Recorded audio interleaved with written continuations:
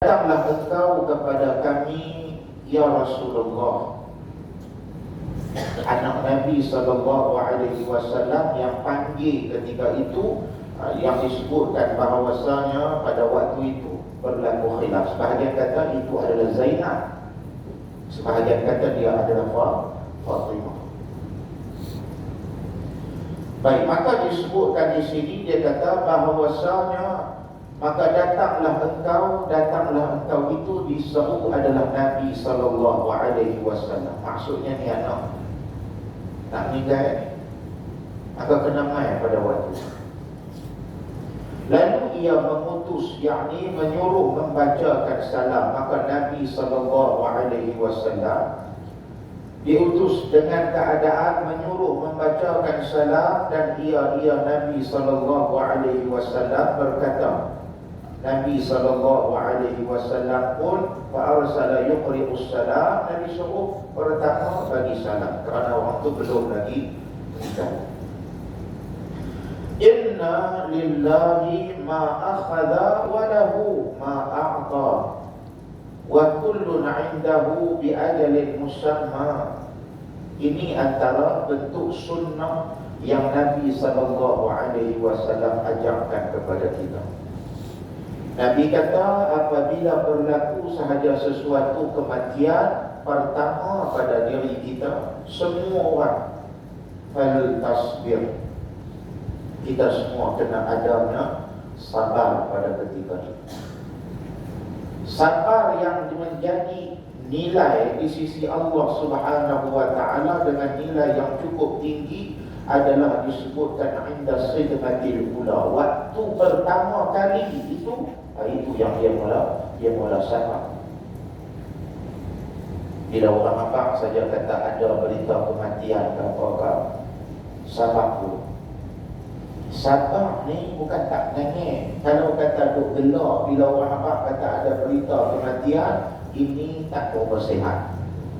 Orang nampak saya kata dia kata ada ahli keluarga yang meninggal, tiba-tiba dia gelak kiki. Dia ada wayar tak berapa betul, otak tak berapa center, mungkin tidur tak berapa cukup ke apa, kita tak tahu. Orang nampak pasal mati dia sendiri gelak. Pasal dia kata baru ni aku pergi mengaji, dia tu kata tak boleh teriak. Bukan. Awak sabar kalau dia tak boleh teriak langsung kan. Sabar daripada pertama an-niyahah itu. Menangis itu tak ada masalah, tapi yang dikeji adalah bila mana kita tadi menangis sehingga kan kita menafikan apa yang telah ditetapkan oleh Allah. Itu tak boleh. Maka sabar dalam konteks itu adalah sabar daripada merantui orang dalam.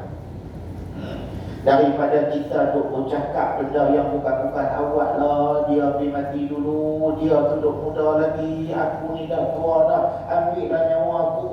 Dia duk merepek macam-macam. Lagu tu itulah nama dia an-niyahah. Cakap menangis itu biasa. Cakap menangis itu biasa. Tak ada lagi sejarah orang apa-apa dia duk gelak. Maka kalau dia gelak, memang dia tak berapa sihat. Sebab berlawanan dengan fitrah. Sebab Nabi pun bila anak dia meninggal, dia menangis. Kerana ini adalah fitrah. Siapa boleh begitu? Mana ada orang yang tak sayang kepada zuriat dan keturunan dia sendiri, kecuali dia di bawah daripada, berada di bawah kepala sedar sebagai misal. Yang tu mungkin dia boleh buat tindakan di luar daripada pemikiran dan kewarasan akal manusia. Macam budak-budak dulu lahir dalam kategori anak tak sok darah, kesian kadang-kadang. Tulang dengan begitu lembut. Ada orang yang kadang-kadang nak dapat anak ni tunggu 8 tahun, 10 tahun. Kawan saya kahwin 13 tahun. Tahun yang ke-14 baru dapat seorang. 13 tahun belum pada tu kira saya jumpa dengan dia, hingga dia minta supaya ada doa apa-apa yang dia boleh amal. Kita pun bagi takat yang kita tahu. Selebihnya kita kata serah kepada Allah. Sebab yang ini semua adalah aturan Allah. Dia bukan masalah kuat, dia bukan masalah kemampuan, dia bukan masalah. Semua ini dalam usaha yang kita mampu takat dan juga kadar dia. Selain serah kepada Allah, yang itu saja. Nak cakap lebih-lebih kita pun tak tahu macam mana. Manusia boleh usaha, tapi dalam menentukan sama ada jadi ataupun tidak, itu urusan Allah. Siapa tanam pokok durian, kita siapa boleh pinjam tanam. Jadi itu mesti hidup, tak mesti. Semai boleh, bubuh baja apa semua ni dia keluar bunga punya belambak. Daripada bunga nak terbit buah tu siapa boleh jamin mesti terbit buah, siapa boleh jamin? Kalau tak ada jaminan daripada Allah atau saudara mereka, siapa pun tak boleh buat apa-apa jaminan, kerana dia ada dalam ilmu Allah Subhanahu wa ta'ala. Tak ada siapa boleh duk dijamin kata dia tanam mesti jadi. Tu dulu ada seorang cikgu kan, yang dia ni apa nama, masa zaman duk ngajar dulu ni, dia balik, dia usaha sikit, tanam ada lebih kurang 10 kaki belakang rumah dia tu, dia tanam secara vertigasi. Cili ni cabai merah tu kan, dia buat secara tanaman vertigasi. Tanaman yang dibuat menjadi usaha dan membuahkan hasil, alhamdulillah. Dia pun usahakan dalam skala yang lebih besar, nampak dah maju, berhenti kerja cikgu sebab ulangan buat cabai ni lebih apa nama, lebih kaya lagi. Maka dia berhenti jadi cikgu, fokus kepada tanam cabai. Kita pun semangat. Tengok belakang rumah bukan dekat 10 kaki, 30 kaki. Duk isu bagi solat kat orang tua, orang di sekolah tak mengajar. Dia tanam dulu, tengok macam mana progres jadi kada apa semua. Yang kita pokok pun tak tanam lagi, bagi solat roti kerja lah. Tanam pokok pun mampu juga semua, siapa satu apa pun tak jadi. Masa tu nak buat apa? Siapa boleh lebih jamin mesti jadi? Aku tanam ni mesti jadi. Boleh bubuh lah baja paling bagus, ayam untuk bagi timing, bagi cantik. Tapi siapa boleh jamin terbitnya pokok tu? Tak mesti. Ada orang dia boleh atur kadar kelahiran dia. Kalau Allah Ta'ala tak luluskan, maka tak jadi. Sebab tu kita ni apa pun yang kita nak buat, biiznillah, hanya dengan izin Allah Subhanahu wa ta'ala. Tak boleh kita nak atur macam mana. Kita boleh atur anak kita daripada sekolah tadika, sekolah rendah, sekolah menengah, masuk boarding school apa semua, masuk pula matrik, buat pula jadi doktor, masuk apa nama bidang perubatan, mengaji sampai 6-7 tahun, kombo siang, malam tinggal, tak ada jadi doktor. Allah tak izin. Maknanya tiap-tiap suatu yang kita nak buat, kita tak boleh pisahkan diri kita daripada Allah. Kita mesti kena beringat, apa pun yang kita nak buat mesti dengan izin Allah Subhanahu wa ta'ala. Kita nak mengaji malam ini pun kena ada izin daripada Allah. Bulan lepas saya buat kuliah yang terpaksa cancel, tak ada izin daripada Allah. Nabi tak ada izin.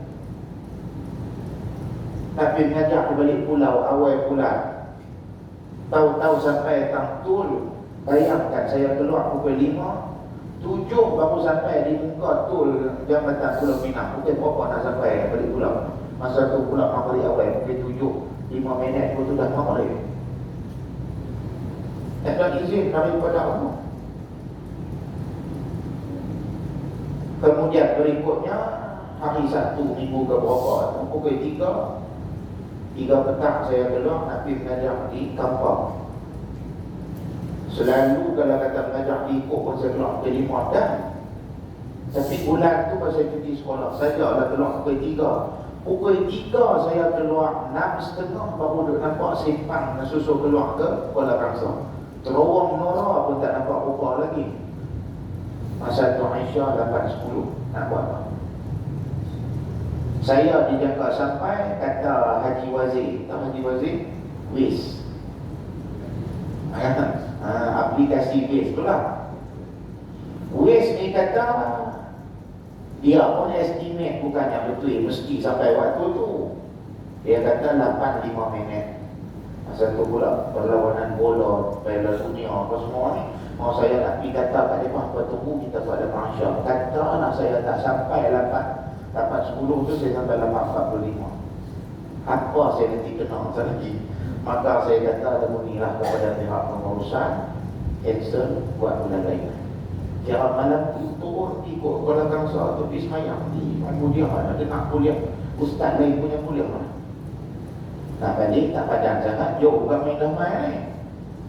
Tengok-tengok ada majlis ilmu tu, oleh majlis ilmu tu kan? Maknanya yang ni semua ni aturan Allah. Tengok-tengok muka kawan hak mengajar pula, kawan saya tugas di USAS. Yang lama lah saya tak jumpa dengan dia. Di pensyarah hadis di USAS tu. Kira malam tu izin Allah punya lama dah tak pernah ada kontak dengan dia. Malam tu saya duduk dalam majlis tu, mula saya ingat ada ustaz saya tengok-tengok, dia ni kawan aku. Duduk sampai habis Masya apa semua. Pergi makan pula. Kira yang ni semua ni aturan siapa ni? Aturan Allah yang kita cuma boleh kata insya-Allah. Nak jadi tak tahu lagi. Itu yang bila mereka ada kontak saya minta tarikh khutbah raya haji tu, saya tak berani nak bagi. Mereka kontak tahu bulan apa? 11 hari tu ni. Kontak untuk khutbah raya haji. Saya kata nak raya puasa pun tak tahu keadaan saya ni. Yang apa boleh nak minta raya haji lah. Orang kita ni tu, mereka ni advance, mereka tu sekat. Taklah bila saat lagi minta lah minit, ustaz juga kata ustaz penuh dah. Ni kami minta awal sikit. Apa tu? Kata lah bila mai sebulan 2 lagi dah lepas pun lupa, kita pun bagi ke orang lain lah.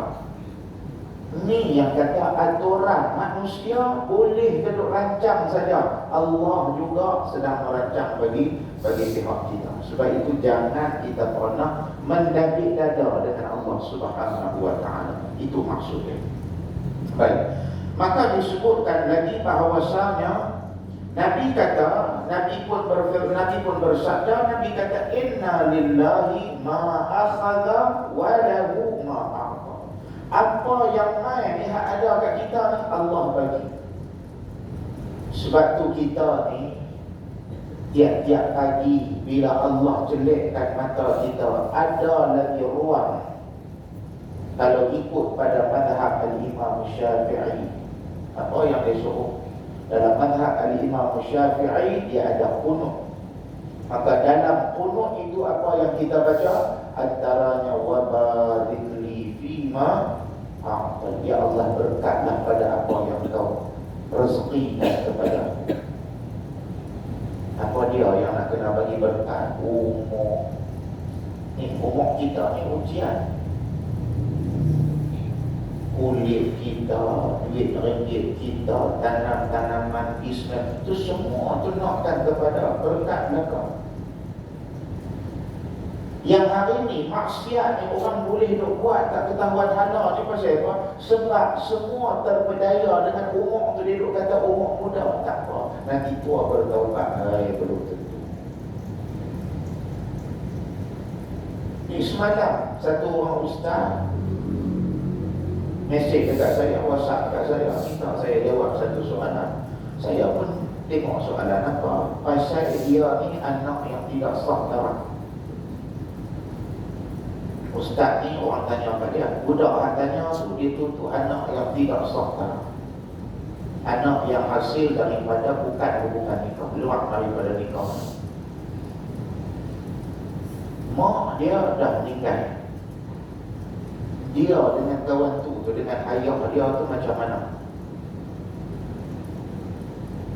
Kalau ikut kepada qaul mu'tamad mazhab al-Imam Syafi'i, dia dengan kawan tu dikira sebagai tidak apa-apa, tidak ada apa-apa hubungan. Daripada sudut pusaka, dia tidak mempusakai, dan itu pun tak mempusakai apa-apa daripada dia. Dia tu bukan mahram kepada dia, dan dia tu tak boleh jadi wali kepada anak ni tadi. Masalah yang timbul ditanyakan kepada saya, pasal mak dia dah meninggal, bapak ni tadi apa nama ni sakit. Bapak ni tadi sakit. So bila jadi macam tu, saya jaga ayah saya. Dia kata daripada masalah aurat apa semua ni macam mana? Celaru yang berlaku dalam masyarakat adalah hasil daripada tidak tanduk kita yang awalnya terlalu menurut kepada nafsu. Nafsu ni dah ada buat main ni. Hari ni di Indonesia dihukum apa? Dihukum mati satu orang ustaz rogol 13 orang gadis. Hari ni 13 orang gadis tu pelajar dia di sekolah dia. Dia ambil anak-anak orang susah apa semua ni, duduk di sekolah tu, dia biaya, dia tanggung. Ni jadi kelam kabut hari ni. Yang tu negara jiran, hak dalam negara kita yang duk jadi kes pembicaraan apa semua ni, tak tahu fitnah yang berlaku ni sebab nafsu dia bukan kira siapa. Semua daripada kita ni boleh terfitnah dengan nafsu itu. Wala'iyatubillahi min dzalik. Sebab itu bila kita tengok balik dalam kes lagu ni, saya cuma mampu jawab. Sebab kalau kata ikut kepada fatwa majoriti para ulama, memang ada pandangan yang kata ayah tu sekira mana dia yakin itu adalah memang ayah dia, bukan Pak Sanggup, bukan mana-mana lelaki yang kesian kepada mak dia, nikah dengan mak dia, maka yang tu tak boleh dikira sebagai ayah dia. Tapi kalau kata dia tu dah bertaubat, minta ampun, adalah satu kaum yang kecil kata bolehlah dikira yang tu sebagai ayah dia. Tapi mazhab jumhur kata tak. Mazhab jumhur cenderung kepada pandangan Al-Imam Syafi'i yang dikirakan anak itu dengan si ayah itu tadi tidak ada apa-apa hubungan, maknanya aurat jadi masalah. Dia tak boleh berpegang, tak ketahuan kawan tu. Kerana ini adalah pegangan bagi mazhab jumhur. Bagi kes anak yang tidak sah tak. Cuma budak perempuan ni saya puji lah dia. Saya kata dia ada suami. Dia kata saya ada suami. Maka suruh suami itulah tolong uruskan ayah. Kamu tak perlu. Sebab ini bukan tentang soal kesian ataupun tak. Ini tentang soal hukum syarak yang telah diambil berdasarkan pertimbangan atas mizan yang lebih luas. Kalau kira kesian itu satu sudut pandang, ya memang kita pun kesian. Bak ayah dia bertaubat kepada Allah itu di sisi Allah Subhanahu wa ta'ala. Sebab tu kita kena peringat generasi hari ini, jangan buat main dengan masalah zina ni. Dia merosakkan nasab. Itu ustaz tu balas balik ke saya, dia tanya pula tu macam mana dia ni dengan adik-beradik dia hal lain. Pasal dia ni seorang saja bin dengan binti dengan Abdullah, hak lain semua binti dia tu lah. Kira lagu tu dia buat adik-beradik. Adik-beradik kandung dia dengan adik-beradik dia tu tadi, dia buat tu adik-beradik kandung tapi satu ibu. Dia tak kira adik-beradik kandung seibu sebapak, tapi yang tu dikira sebagai adik-beradik kandung seibu. Maknanya dia dengan adik-beradik dia tak ada masalah apa lah. Daripada sudut masalah aurat apa ni tak ada masalah. Kerana mereka ni adik-beradik kandung. Lagu tu bukan adik-beradik tiri lah. Adik-beradik tiri ni tak ada kena-mengena apa. Yang tu baru tiri. Ini pun masalah juga orang kita ni. Kadang-kadang lemak-lemak boleh timbul tiri. Tiri ni yang tak ada kena-mengena apa. Dia tu anak kawan tu, dia ni anak kawan ni. Yang tu tiri. Boleh faham tak? Tak apa nak angguk lah. Lagu ni, contoh dia lagu ni. So'od kahwin dengan Pi'ah, dapat anak 5 orang. Pi'ah mati, tinggal So'od, duda anak 5. So'od ni siap masjid batu. Ni contoh saja ni. So'od ni dia siap masjid batu, dia duda anak 5. Tijah kahwin dengan dengan Ishak, dapat anak 3 orang. Mati, tinggallah Tijah, janda anak 3. Tijah ni pula pengerusi biro pinggan mangkuk masjid batu. Dia biro pinggan mangkuk dengan Tok Siak. Dia pun kena berjumpa selalu sebab nak bincang inventory barang pinggan pecah, siapa pinggan tak bagi balik ni, semua nak kena bincang lah. Duk bincang pula belakang bangsa ni. Tok Imam kata tak berapa elok lagu ni. Pasal seorang janda, seorang budak duk sembang lagu tu tak berapa elok lah. Tok Imam pun panggil masuk dalam pejabat. Oi, aku nak tanya, mau dah hang dekat Tijah ni aku nak bagi nikah.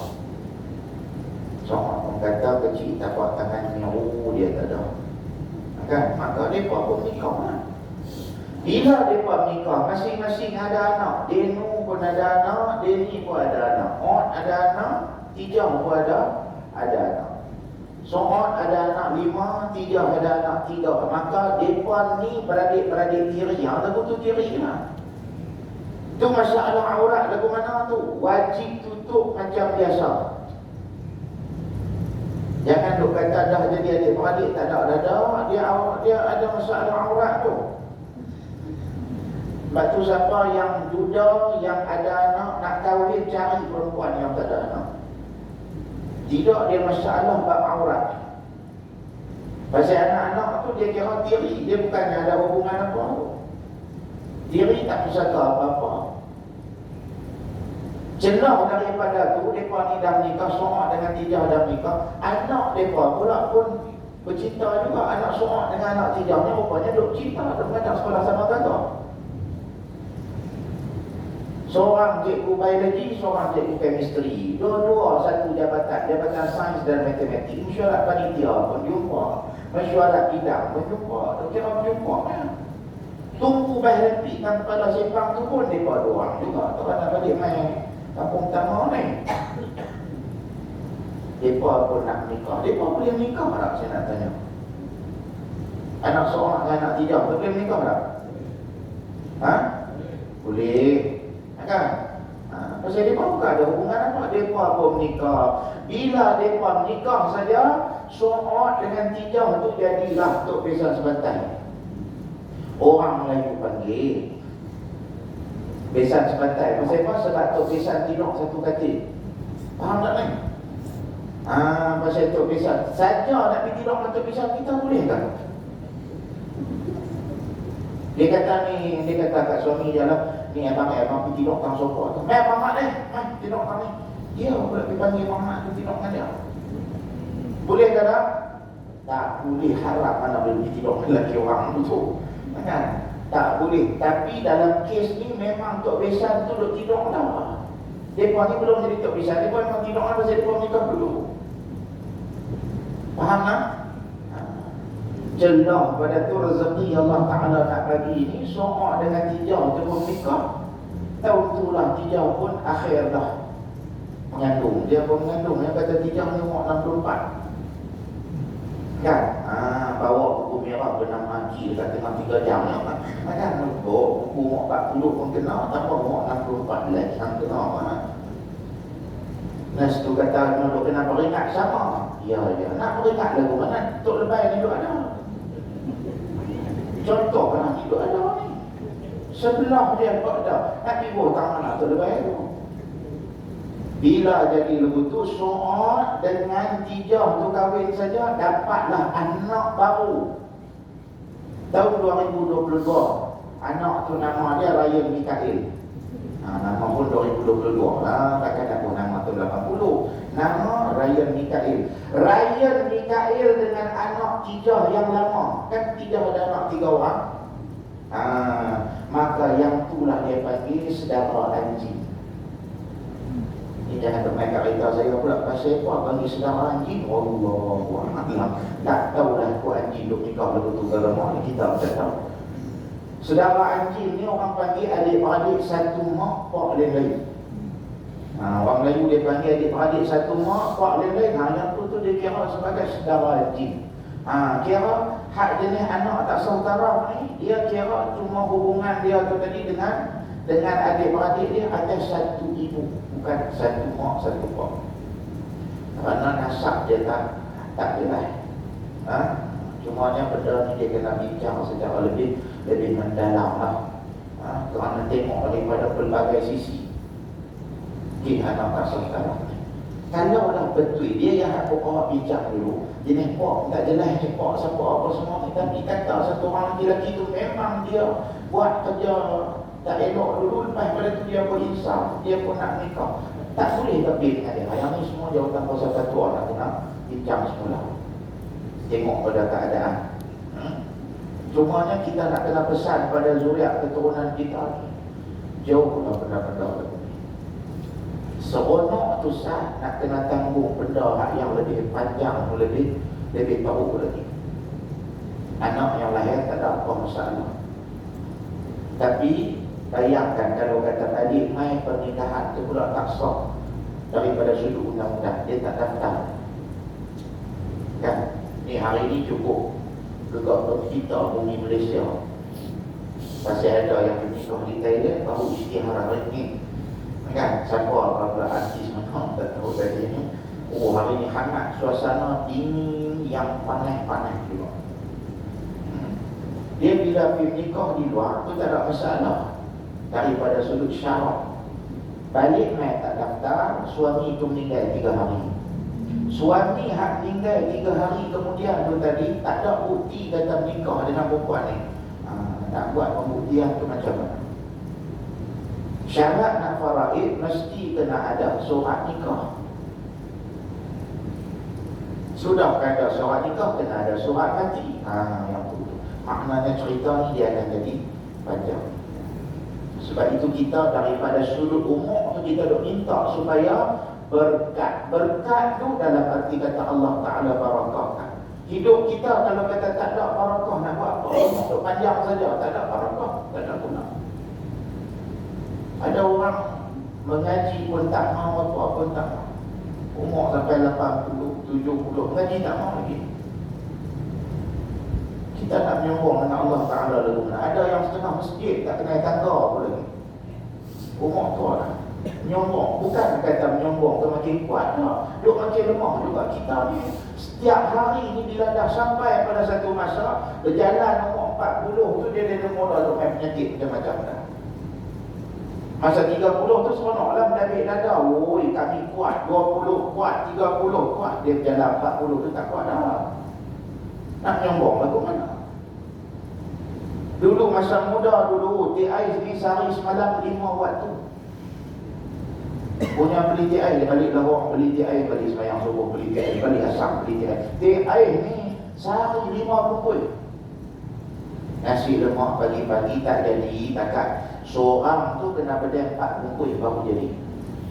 Masa muda Mekor 4 orang share sebungkus. Tu pun tak habis. Lawan duk kain. Hak yang apa nama ni, ikan bilis dengan kacang pakai tak boleh buat dah. Lengkap dah lagi ni. Tak boleh lah. Tak, waktu tu duit kita banyak ke tak lah? Duit banyak lah. Duit pencen, televisi yang itu pun tak habis makan lagi. Duit pencen saja pun berapa lah. Tapi nak makan tak boleh. Anak-anak kata ayah jom kita pergi shell out. Shell out apa? Tengok kerang, ketam kan, lala ni semua pakai lala betul lah. Nak buat lagu mana? Nak makan tak boleh. Duit memang banyak tapi nak makan tak boleh lah. Allah tarik sikit-sikit lah. Tunjuk hak ni bisa, yang ni angin, yang ni orat, yang ni sejuk, yang semua tak boleh belakang. Nak makan apa? Ni ada kena yang sejuk saja hari ni. Duit belakang pun telah naik ni, miskin tak ada apa pun telah naik ni juga, tak buat apa. Berjalan bukan makin kuat lah. Dia duduk jalan tu, dia kata nak minum, kita duduk tengok dia menyonong, ikut kiri, ikut kanan awak ni. Balancing memang out. Habis kita semua duduk jalan ikut tu lah. Saya pun ikut tu. Tuan-tuan dan juga perempuan pun tinggal sampah cepat, sesuai lambat gitu. Itu nak menyombong dengan Allah Ta'ala lah. Maka sebab itu kita pada hari ini, sebelum tuan-tuan pula marah kat saya, kita berhenti dulu setakat ni. Pasal kalau nak syarah ni panjang lagi ni. Saya baru baca sikit, baru baca tekat inna lillahi ma akhadha wa lahu ma a'ta. Apa yang Allah bagi dia layak ambil balik. Sebab itu kita diajar alladzina idza asabatuhum musibatun qalu. Apabila kita mendapat saja ujian daripada Allah, tak kira ujian apa-apa, sakit ke, ribut ke, banjir ke, apa pun, kita kena kata berkatalah mereka itu. Apa dia kata Allah? Orang yang beriman ni bila dia diuji oleh Allah, qalu, berkata mereka itu. Bukan qalu dalam konteks kita. Konteks orang Melayu, bila disebut kata qalu tu maksud dia apa dia? Mati, bukan mati. Qalu tu berkata mereka. Orang beriman tu akan kata apa? Inna lillahi wa inna ilaihi raji'un. Bila kita diuji, hak tu dulu malu kena keluar. Cuma kita ni, kalau orang tu tak bisa, jangan duduk kalau tak ketahuan. Ada pergi Pak Jimat kita berarti tak nampak. Dia mak inna lillahi wa inna ilaihi. Dia kata pula bagi pula kita mati dia, kita musafir. Taklah kita kata yang ni sunnah. Taklah sunnah pun sunnah lah. Dia duk kata lagu semua. Sunnah pun sunnah lah, tapi hal tu bagi pelan sikit. Pasal orang kita dia tak faham. Inna lillahi wa inna ilaihi raji'un. Mudah-mudahan perkara itu memberikan sedikit manfaat. Nanti kita sambung lagi pada kuliah kita yang akan kita sambung dengan tasbih kafarah dan surah Al-Asr. أشهد أن لا إله إلا أنت أستغفرك وأتوب إليك. بسم الله الرحمن الرحيم. العصر إن الإنسان لفي خسر إلا الذين آمنوا وعملوا الصالحات وتواصوا بالحق وتواصوا بالصبر. اللهم صل على سيدنا محمد في الأولين والآخرين وسلم رضي الله تبارك وتعالى عن سادتنا وأصحاب رسول الله أجمعين. بسم الله الرحمن الرحيم. الحمد لله رب العالمين والصلاة والسلام على رسول الله وعلى آله وصحبه ومن والاه. اللهم اجعل جمعنا هذا جمعا مرحوما وتفرقنا من بعده تفرقا معصوما. وصل اللهم على سيدنا محمد وعلى آله وصحبه وبارك وسلم. والحمد لله رب العالمين. تقبل الله منكم. السلام عليكم ورحمة الله وبركاته.